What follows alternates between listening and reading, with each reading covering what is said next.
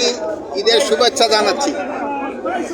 আজকে আমি আসছিলাম এই বাস স্টেশনের অবস্থা দেখার জন্য এবং কোনো ধরনের ভাড়া বেশি নেওয়া হচ্ছে কিনা।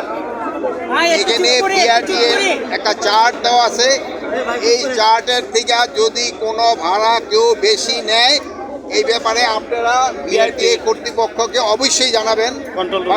এখানে কন্ট্রোল রুম রয়ে গেছে, আমাদের পুলিশের কন্ট্রোল রুম রয়েছে, কিন্তু আমি এই পর্যন্ত ইন্সপেকশন করে যা দেখলাম ভাড়া আপনারাও দেখছেন সবাই, মানে নির্ধারিত যে ভাড়া আছে ওই ভাড়াই কিন্তু সবাই এখনো যাচ্ছে।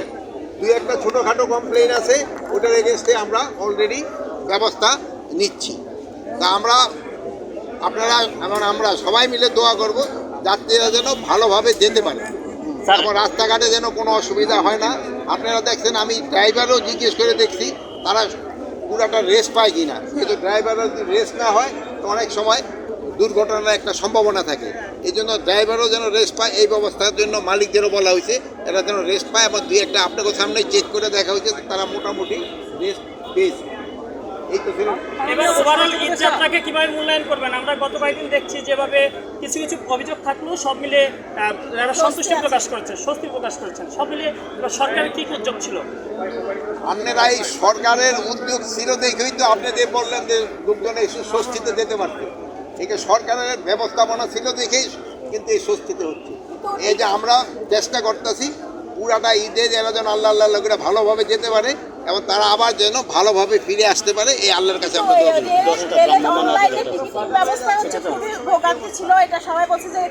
আমি রেলের ওখানে তো যাইনি, আমি যদি হয়তো সেই স্যার ঈদ যাত্রা সবারই স্বস্তি হচ্ছে, এখন রাজধানীটা পুরোটা খালি হয়ে যাচ্ছে।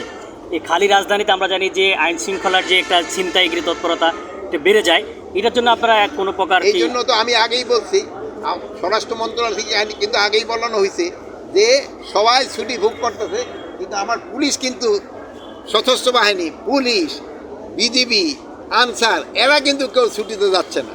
এরা কিন্তু এই নিশ্চিতভাবে যেন এই তাকে মানে আইন শৃঙ্খলা যেন ভালো থাকে এই জন্য তারা কাজ করে দেন। এই জন্য আপনারা কিন্তু তাকে একটু ধন্যবাদ দেওয়া দরকার। এরা কিন্তু কেউ ছুটিতে যাচ্ছে না, এরা আপনারা যেন ভালোভাবে যেতে পারেন, আপনার বাসা বাড়ি যেন সুরক্ষিত থাকে এই জন্য সব ধরনের ব্যবস্থা নেওয়া।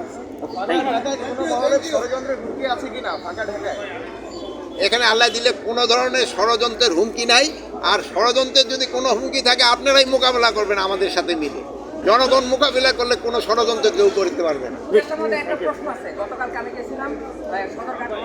আমি এই তো সদরঘাটে যাই নাই, আমি ওটার উত্তর আজকে দিতে পারবো না। ভালো থাকেন।